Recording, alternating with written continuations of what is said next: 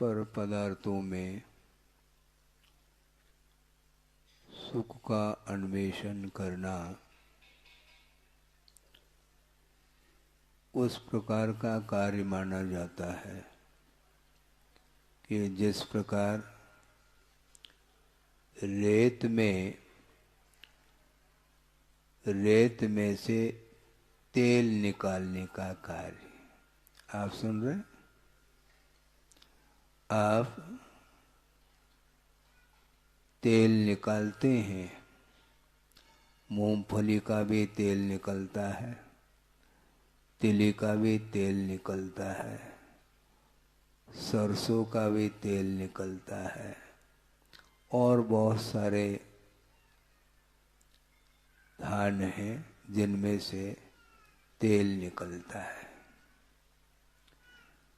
किंतु अभी तक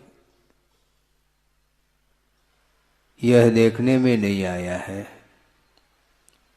कि रेत में से भी तेल निकलता हो। कहीं एक आध कोई एक्सेप्शन हो, अपवाद देखने को मिलता है क्या? यदि रेत में से भी तेल निकल जाए तो फिर कहना ही क्या।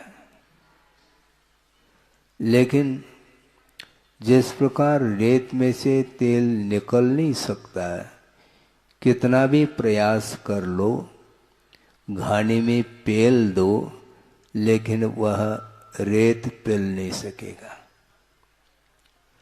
उसी प्रकार आगमकारों का ये कहना है, पर पदार्थों में सुख का अन्वेषण करता आया संसारी प्राणी ने, उसको ये भान नहीं है, उसे ये बोध नहीं है कि सुख किसमें से उत्पन्न हो सकता है।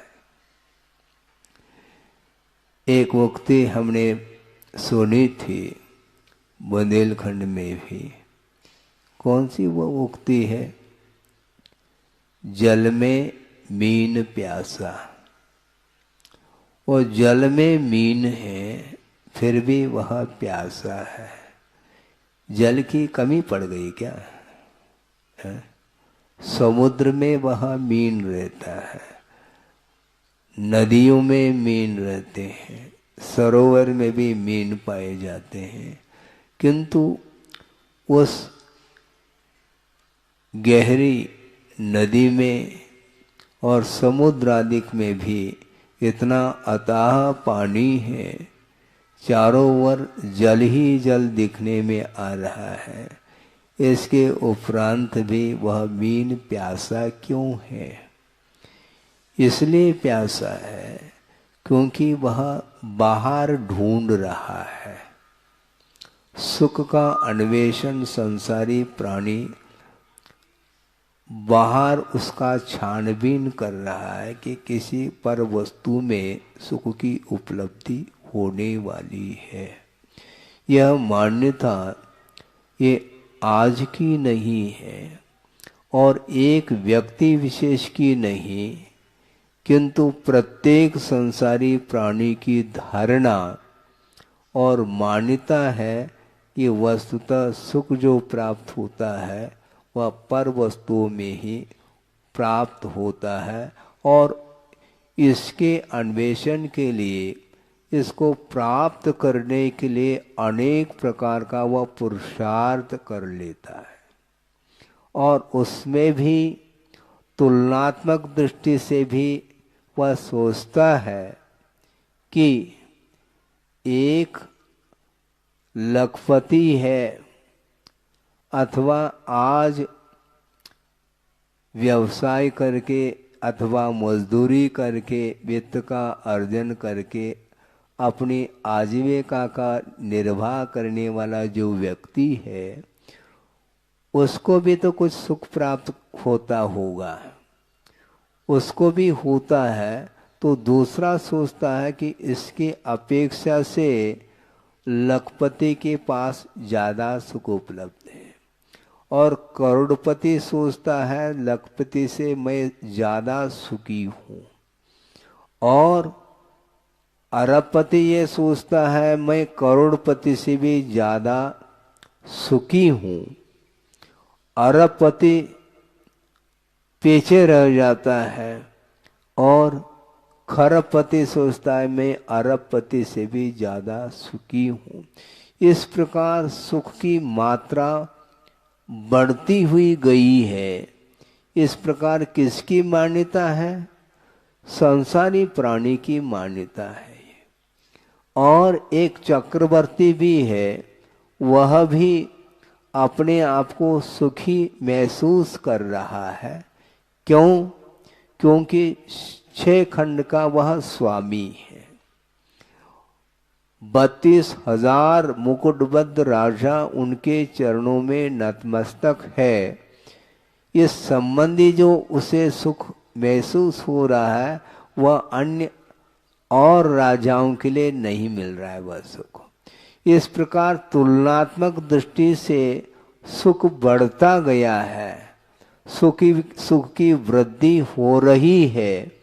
और आगमकारों का ये कहना है ये इंद्रिय जन्य सुख है बंधु, ये ध्यान रखना, पहले से स्पष्ट कर देता हूं। और चक्रवर्ती के पास जो वैभव अथवा संपदा है, उस संपदा के माध्यम से उन्हें जो सुख उपलब्ध हो रहा है, उस सुख से भी कई गुना सुख किसके पास है? भोग भूमि जो मनुष्य है, जो जगन्य भोग भूमि में पैदा हुए जो मनुष्य हैं, जहाँ पर एक पल्ली की आयु है और वहाँ पर कितना? एक दिन छोड़ करके कवलहार लिया जाता है। क्यों? एक ही दिन है ना। हाँ, एक दिन के अंतराल से वह भोजन करता है। हर बहेरा और आंवला के समान उनका भोजन होता है। अब सोचो, चक्रवर्ती की संपदा फीकी पड़ गई। चक्रवर्ती का जो सुख है वह कमजोर सिद्ध हो गया है। उससे अधिक सुखवान कौन सिद्ध हुआ? जगन्य भोग भूमि का वह मनुष्य। उससे भी अधिक मात्रा में सुख उपलब्ध हो रहा है मध्यम भूभूमि के मनुष्यों के लिए। उससे भी अधिक मात्रा में सुख उत्तम भोग भूमि के जो मनुष्य हैं उन्हें उपलब्ध हो रहा है। अब समाप्त हुआ है क्या? सुख की मात्रा और बढ़ रही? हाँ, बढ़ेगी और बढ़ेगी। उससे भी अधिक जो भवनत्र के जो देव हैं, भवनवासी, व्यंतर और ज्योतिष्क देव, इनमें जो इंद्रियजन्य सुख प्राप्त हो रहा है उन्हें, वो उत्तम भोग भूमि से भी अधिक सुख माना गया है। इसके बाद वैमानिक देवों का नंबर आता है। उसमें प्रथम स्वर्ग संबंधी, द्वितीय, तृतीय, चतुर्थ, इस प्रकार करते करते करते 16 स्वर्ग तक पहुंच जाओ। इसके उपरांत 9 ग्रैविक और हैं। उसमें प्रत्येक ग्रैविक संबंधी जो सुख है अहमिंद्रों को जो प्राप्त हो रहा है, वह ऊपरी ऊपरी ऊपर ऊपर ऊपर सुख की मात्रा बढ़ती ही जा रही है। और 9 ग्रैविक में 31 सागर की जहाँ पर आयु है, वहाँ के अहमिंद्रों को जो सुख उत्पन्न हो रहा है वह निचले निचले देवों की अपेक्षा से अत्यधिक मात्रा में सुख है। इसके बाद 9 अनुदिशों का नंबर आता है। 9 दिशाओं में 8 दिशाएं हैं, यानी 4 दिशा और 4 विदिशा, ये 8 हो गए और बीच में एक और। इस प्रकार 9 अनुदिश विमान हैं, उनमें निवास करने वाले जो अहमिंद्र हैं उनका सुख भी अन्यों की अपेक्षा से अत्यधिक मात्रा में है। इसके बाद और नंबर आ रहा है सर्वार सिद्धि के देवों का। वहां पर अनुत्तर विमान ये 5 हैं, विजय, वैजयंत, जयंत और अपराजत, और बीच में एक सर्वार सिद्धि। इनमें रहने वाले जो अहमिंद्र हैं वो अन्य देवों की अपेक्षा से वह और अनंत गुना वह सुख बढ़ता चला गया है। लेकिन ये ध्यान रखो, ये सारा का सारा सुख इंद्रिय जन्य सुख माना गया है। जिस प्रकार रेत को पेलने से रत्ती भर भी उसमें से तेल नहीं निकल सकता, उसी प्रकार उनको जो सुख प्राप्त हो रहा है वह भी इंद्रिय जन्य सुख है। इसलिए वह इंद्रिय जन्य जो सुख होता है वह सुखाभास माना गया है। और वह इंद्रिय जन्य जो सुख है वह पराधीन है, ऐसा कहा कर्मायत्त है। पुण्य कर्म के उदय से वह सुख उपलब्ध हो रहा है। अनंतर समय में मान लो वह पुण्य कर्म समाप्त हो गया और पाप कर्म का यदि तीव्र उदय आता है तो वह सारा का सारा सुख समाप्त हो जाता है। इसलिए वह स्वाधीन सुख नहीं है और बीच में वह अंत को ही प्राप्त होने वाला है और दुख से मिश्रित है।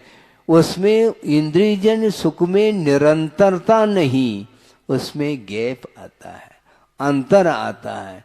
क्योंकि अंतर मुहूर्त में साता से असाता, पुनः असाता से साता कर्म का उदय आता है। जिस प्रकार कभी धूप और कभी छाव, निरंतर जो है ना वह धूप नहीं और छाव नहीं। इसी प्रकार कभी सुख और कभी दुख, कभी सुख कभी दुख, और अंत में ये कहना चाह रहे हैं पाप बीजे, ऐसा कहा। इंद्रिय के द्वारा, इंद्रिय के विषयों से उत्पन्न होने वाला जो सुख है वह पाप का बीज है। आप सुन रहे हैं क्या नहीं सुन रहे हैं? है? सुनने में आ रहा है? क्या सुना? इंद्रिय जन्य सुख पाप का बीज कह रहे हैं।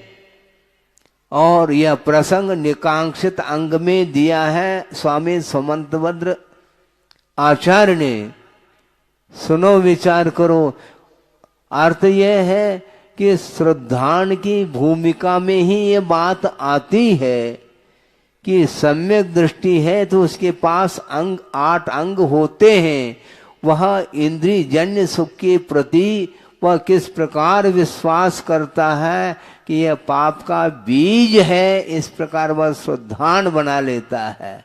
और आज वर्तमान में अपने आप को क्या मान रहा है? दुनिया में मेरे बराबर और कोई धनी नहीं है। इस प्रकार जिसकी धारणा है उसको ये सोचना चाहिए। चक्रवर्ती को भी सोचना चाहिए, इंद्र को भी सोचना चाहिए, मैं 3 लोक में सुखी हूं। इस प्रकार की यदि उसकी मान्यता है तो वह उसकी मान्यता ठीक विपरीत मान्यता मानी जाती है।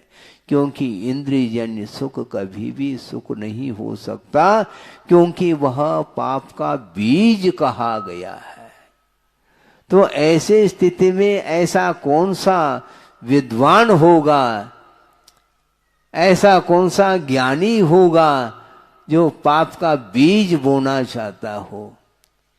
सोचो, विचार करो। कमाने में लगा हुआ है संसारी प्राणी और सारा का समय कमाने में लगा हुआ है, किंतु उसका सारा समय व्यतीत गमा रहा है। वो समय को गमाओ नहीं। वित्त के उपार्जन में लंबा चौड़ा जो जीवन मिला था वो सारा का सारा विषयों में ही गमा रहा है। उससे और कौन अज्ञानी हो सकता है, ऐसा आचार्य कह रहे हैं। अर्थ यह है, अभी चारित्र को अंगीकार किया नहीं गया, किंतु चारित्र के अभाव में ही यह श्रद्धान का विषय बनता है कि पंचेंद्रिय के विषय ग्रहण करने योग्य नहीं है, ये छोड़ने योग्य हैं, क्योंकि ये पाप के बीज है। किंतु मन फिर भी उसी में अटका हुआ है। जिस समय उपदेश सुनने के लिए बैठ जाते हैं उस समय तो कुछ लगता है, हाँ आगम में बात आई है, लेकिन इस परिसर से जो ही बाहर जाता है तो वही घोड़ा और वही मैदान शुद्ध होता है। इसको बोलते हैं अनादिकालीन विषयजन्य संस्कार है। इसको समाप्त आसानी से किया नहीं जा सकता। वंस मोर कह रहा है, जबकि इंद्रियजन्य सुख तृप्ति को उत्पन्न करने वाला नहीं है, तृप्ति जनक नहीं है, इसके उपरांत भी उसकी मान्यता छूट नहीं रही है। पर वस्तु में सुख ढूंढने के लिए वह निरंतर तत्पर है, किंतु जल में बीन प्यासा, वह पर में ढूंढ रहा है। जबकि उस जल में जलपान कर लें तो प्यास बुझ सकती है, किंतु पर में सुख को ढूंढ रहा है ना। आत्मिक सुख को प्राप्त करना चाहो तो वह आत्मिक सुख कभी भी पर में भूल जाओ, कभी भी नहीं मिल सकता, न भूतो न भविष्यति। इसके बाद भी और आचार प्रणीत यह विषय है, वाणी है, ये जिनवाणी है, किंतु जिनवाणी के प्रति भी श्रद्धान करना बहुत कठिन हो रहा है। कम से कम श्रद्धान तो करो, और श्रद्धान करने वाला व्यक्ति फिर कमाने में अपने जीवन को व्यर्थ नहीं गमाएगा। जितना आवश्यक है उतना ले लो, है? किंतु पल की खबर नहीं, सामान 100 साल का ये हो रहा है। कभी भी जीवन अंत को प्राप्त हो सकता है। जिस प्रकार जल है और जल में बुलबुले उठ रहे हैं, जानते हैं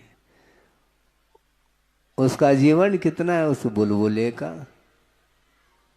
एक क्षण में किसी भी पल में वहां फूट सकता है, और उस बुलबुले को देख करके छोटे छोटे बच्चे आनंद का अनुभव करते हैं, और आप लोग हंसते रहते हैं। देखो बच्चे की देखो स्थिति कैसे, बच्चा नादान है, वह समझ नहीं रहा, बुलबुले के साथ भी खेलना चाह रहा है, और आप भी तो बुलबुले के साथ खेल रहे हो। आपका जीवन भी बुलबुले के समान है, इसके उपरांत भी उसकी ओर दृष्टि नहीं जा पा रही।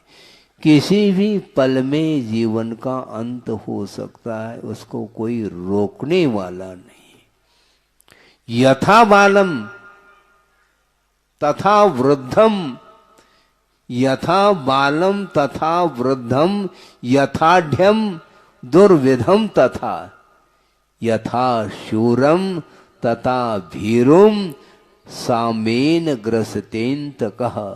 अंतक बोलते हैं मृत्यु, यम, काल, वह समान रूप से ग्रस लेता है। किसको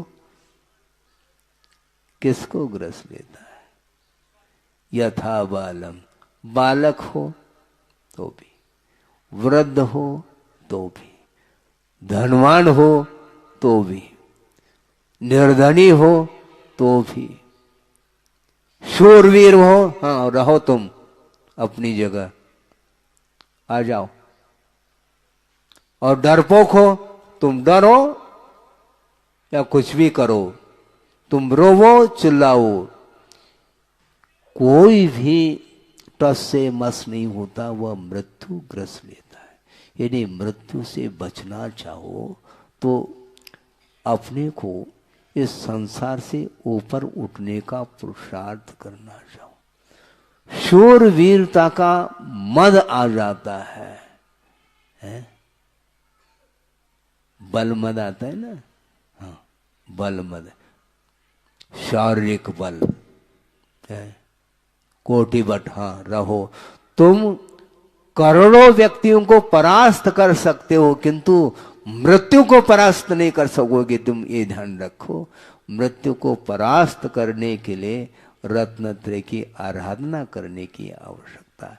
मृत्युंजयी बनने के लिए सिवाय मोक्ष मार्ग के अलावा और कोई मार्ग नहीं है कि हम मृत्यु के ऊपर विजय प्राप्त कर सके। इसलिए किंतु संसारी प्राणी क्या क्या करता रहता है। एक श्लोक आपके सामने रख रहा हूँ। आचार्य समंतभद्र स्वामी ने शीतलनाथ भगवान की स्तुति करते हुए स्पष्ट लिखा है कि संसारी प्राणी सुख के लिए क्या क्या करता रहता है। अपत्य वित्तोत्तरलोक तृष्णया तपस्विन केचन कर्म कुर्वते भवान पुनर्जन्म जरा जिहासया त्रयीम प्रवृत्तिम समधि अवारुणत। ऐसा कहा। हे भगवान, आपने मन वचन काय के चेष्टा को रोका है। किस लिए? जन्म जरा और मृत्यु से ऊपर उठने के लिए। हे भगवान, आपने मन वचन काय की चेष्टा को रोक दी है।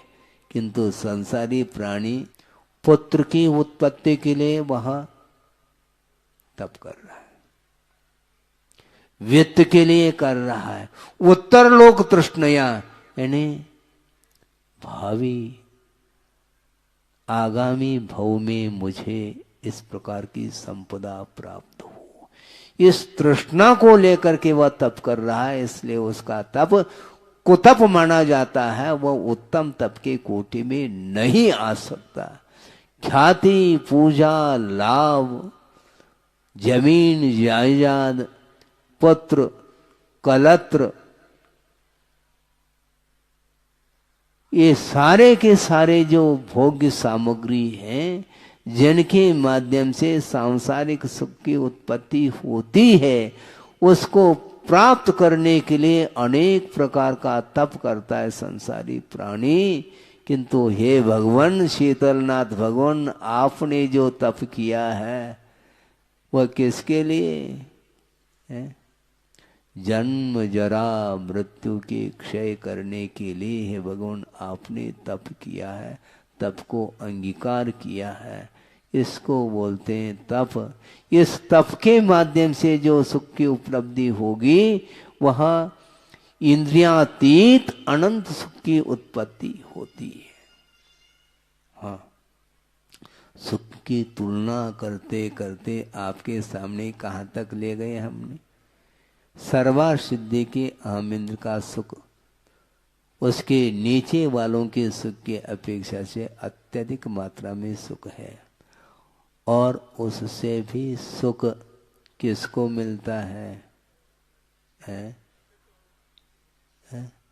सुनो, जल्दी नहीं करो। उससे भी अधिक सुख श्रमण पर्याय में, श्रमण पद को जो अंगीकार किया है, अहमिंद्र के नाहि कहो, अहमिंद्र के लिए भी वह सुख संभव नहीं है। 33 सागर तक निरंतर वह सुख में डूबने वाला अहमिंद्र है। उससे भी अनंत गुना सुख एक समय में वह रत्नत्र की आराधना के फलस्वरूप सुख का अनुभव करता है। और सिद्धों का सुख कैसा है? अतीत अनागत पर्याय में मनुष्य गति संबंधी और देवगति संबंधी जो सुख उपलब्ध होता है, उससे भी अनंत गुना एक समय में सुख उपलब्ध होता है और सिद्धों का सुख माना जाता है। हाँ, ये तुलनात्मक अध्ययन है जिसको आप सुख मान रहे हो। 5 इंद्रियों से उत्पन्न होने वाला वह सुख कभी भी शांति के लिए कारण नहीं हो सकता, क्योंकि वह सुखाभास है और वह पाप का बीज है और संसार के लिए कारण सिद्ध हो रहा है। इसलिए संसार का विच्छेद करना चाहो क्या संसार में रहना चाहो? मुझे बोलो। विच्छेद करना चाहो, लेकिन पाप का बीज है कहा जा रहा है, पाप का बीज बो नहीं। फिर संसार का अंत जो करना चाहता है वह कभी भी पाप का बीज नहीं बो सकता है। और पंचेंद्र के विषयों में लीन होने वाला व्यक्ति कभी भी ऊपर नहीं उठ सकता, वह पाप का बीज और बोता चला जा रहा है। क्या करना चाहो, 9:30 बज गए हैं, लगभग आध घंटा आपका हो गया। सुख मिला है? मिला? मिल रहा है? कैसा सुख मिल रहा है? अतीन्द्रिय सुख यहां नहीं मिल सकता, ध्यान रखो।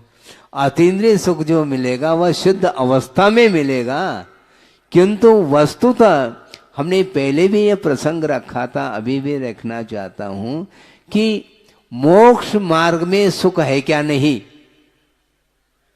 है? मोक्ष मार्ग में सुख है क्या? नहीं। मोक्ष मार्ग में सुख नहीं है। कौन सा? इंद्रिय सुख है नहीं, और मोक्ष का सुख भी नहीं। देखो, मोक्ष मार्ग पर चलने वाला जो श्रमण होता है उसके लिए न मोक्ष सुख मिल रहा है न इंद्रिय सुख मिल रहा है, तो कौन सा सुख मिल रहा है? तो आस्थागत सुख मिल रहा है। आस्था संबंधी जो सुख है वह काष्ठागत जो सुख है उसके लिए कारण है, ऐसा आचार्यों का कहना है। यानी सुख की पराकाष्ठा, अंतिम सुख, उस सुख के साथ किसी की तुलना नहीं की जा सकती। ऐसा सुख शुद्धों में उत्पन्न होता है। उस सुख के लिए कारण यह आस्था मानी जाती है। इसलिए मोक्ष मार्ग में श्रद्धान के माध्यम से जो आह्लाद का अनुभव होता है वह और अन्यत्र संभव नहीं है। इसलिए मोक्ष मार्ग पर आरूढ़ होना पड़ेगा। संसार का यदि विच्छेद करना चाहो और अतीन्द्रिय सुख का अनुभव करना चाहो, मोक्ष सुख का अनुभव करना चाहो, तो सारे सांसारिक सामग्रियों को क्या तिलांजलि, जलांजलि देनी पड़ेगी, तब कहीं जाकर के उत्पन्न होगा। एक छोटा सा प्रसंग आपके सामने रख करके इस विषय को पूर्ण कर लूं कि संसारी प्राणी परमे सुख को ढूंढ रहा है। एक प्रसंग सुनाया था आचार्य महाराज ने कि कुछ आउट ऑफ कंट्री से फॉरेनर्स जिसको बोलते हैं वो भारत में आए हैं, आते हैं, अरब कंट्री से आए थे बताते, ऐसा सुना। अच्छी बात है।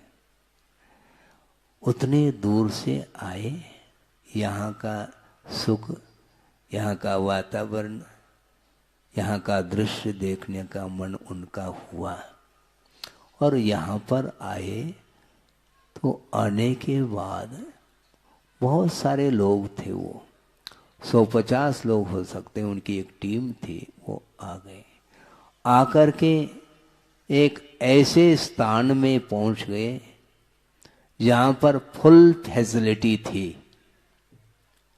वहाँ पर ठहरे और गर्मी का वह मौसम था, और गर्मी के कारण पसीने से तर हो रहे थे। और दूसरी बात ये है, अरब कंट्री में सुनते हैं पानी की कमी, शॉर्टेज, और उसकी अपेक्षा से, उसकी तुलना में भारत में भरपूर पानी देखने को मिला। किनको? उन लोगों को। कहाँ देखा उस पानी को?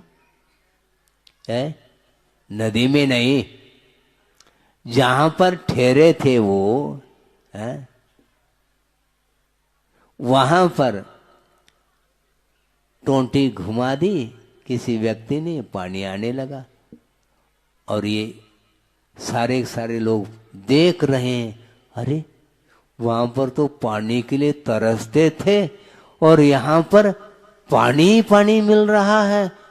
यहाँ के लोगों को उन्होंने देख लिया कि टोंटी को घुमाते ही पानी, अरे ये तो बहुत ही अच्छा है। उस टीम में से एक व्यक्ति ने सोचा, गजब हो गया, आश्चर्यचकित हो गया, विस्मय हो गया। उसने पूछा कि इस प्रकार की टोंटी और मिल सकती है? क्यों हंस रहे हो? उसने सोचा कि बाजार में जाना चाहिए, दुकान में जाना चाहिए और इस प्रकार की टोंटी को हमें खरीदना है। और वो पहुंच गया। पहुंच करके जहाँ पर टोंटी बेचने के लिए काफी मात्रा में रखी गई थी, जाकर के पूछा, भाई साहब, हाँ, इसका भाव क्या है? अच्छा, इसका भाव तो है 1000 रुपये में एक आता है। अच्छी बात है, हमें चाहिए। ठीक है, ले लो। हमें लगभग 100 टोंटी दे दो। 100 टोंटी दे दो। और दुकानदार हंस रहा है, मुस्कान ले रहा है और ये पूछ रहा है उस ग्राहक को, क्यों भाई साहब, इतने टोंटी आप एक साथ खरीद रहे हैं, क्या कर लोगे? अब पूछो नहीं, पहले दे दो। हाँ, ले लिया। और वो दुकानदार हंस रहा था, क्यों? एक टोंटी के माध्यम से काम चल जाएगा, इतनी टोंटी लेकर के करोगे क्या? तुम्हें चिंता क्यों है? मुझे दे दो। हाँ, दे दिया। ले करके वो गया। 100 टोंटियों को खरीद करके वह अपने टीम के पास पहुंच गया और रात हो गई। रात हो गई, वो सारे के सारे लोग रजाई ओढ़ करके सोने के लिए तैयारी कर दी और सो गए। अभी नींद किसी को लगी नहीं थी। और जिसने टोंटी खरीदी थी वह धीरे धीरे सब रजाई ओढ़ करके सो गए और वह खोल करके एक टोंटी को लेता, टोंटी को घुमाता, अरे एक बूंद भी पानी नहीं आ रहा। हो सकता है इसमें कोई गड़बड़ी हो। दूसरे टोंटी को वो घुमाता है, तीसरे को घुमाता है, सारे टोंटियों को चेक कर लिया, एक बूंद भी पानी नहीं आया। वो सोचता है मेरे साथ धोखा हो गया है।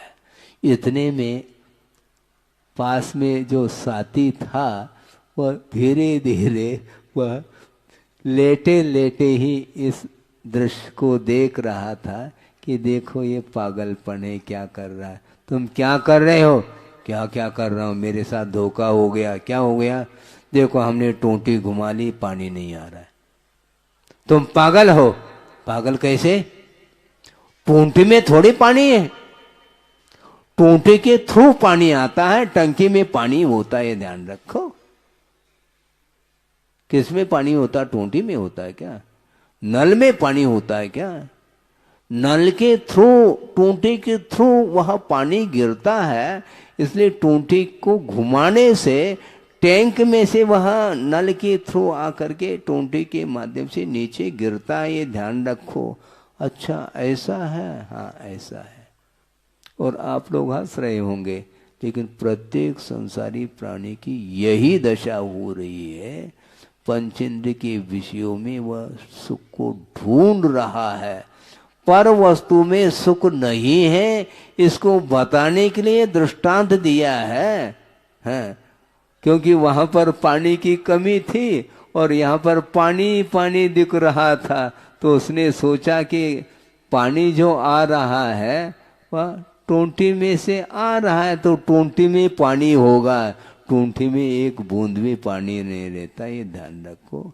उद्गम स्थान पानी का जो स्रोत है वह टोंटी नहीं किंतु वह टैंक है, उसी प्रकार जो सुख का स्रोत है वह आत्म तत्व है। आत्मा में से सुख आता है, पर वस्तुओं में सुख ढूंढ रहा है, किंतु सुखाभास होने के उपरांत भी अभी भी उसको बात समझ में नहीं आती। और सुबह से लेकर के शाम तक वह दुकान खोल करके बैठा है, और बेटा आया है, हैं?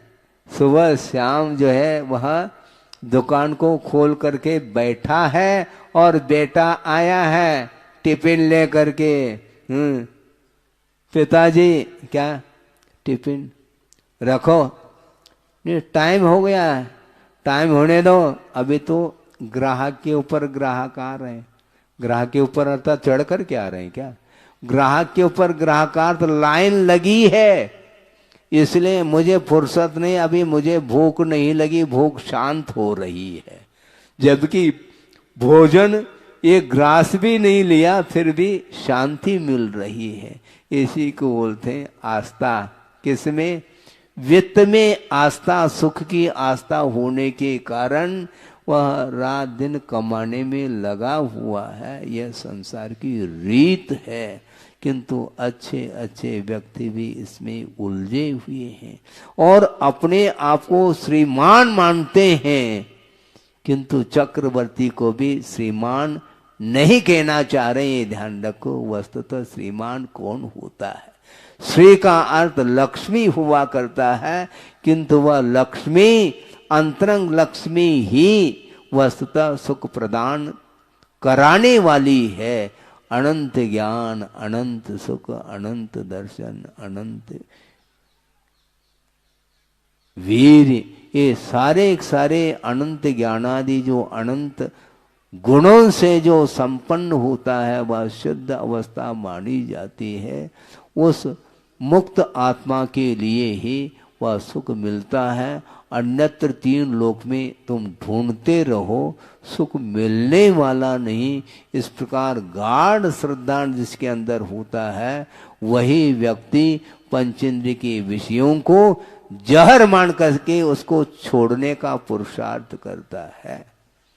जो और वंस मोर कहने वाला व्यक्ति कभी भी पंचेंद्रिय के विषयों को जहर के समान नहीं मानता, किंतु उसको अमृत के समान मान करके उसको पीता रहता है। इसलिए उसका परिभ्रमण रोक नहीं सकता, उसका अधपतन होता है, दुर्गति के लिए कारण है। इस प्रकार आगम में स्पष्ट शब्दों में लिखा हुआ है। इसके उपरांत भी उसको चैन नहीं, बार बार बार बार बार उसी में लगा हुआ है। और जो जितना संपन्न होता है वो अपने आप को वीआईपी मानता है वो है। बाकी सब कौन है? वो बाकी जीव नहीं है, वो है? अजीब है क्या? ये अजीब बात हो गई है। बाकी सारे सारे जीव नहीं है क्या? कल ही तो बात आ रही थी पंचायतिका में, एकेंद्रीय भी जीव है, पंचेंद्रीय भी जीव है, संसारी भी है और मुक्त भी है। प्रत्येक जीवात्मा में वही प्रभुत्व शक्ति विद्यमान है। शक्ति के रूप में उस ओर दृष्टि रखने की आवश्यकता है, किंतु अपने आप को धनवान, अपने आप को बलवान, अपने आप को शूरवीर है, क्या क्या टाइटल देता है।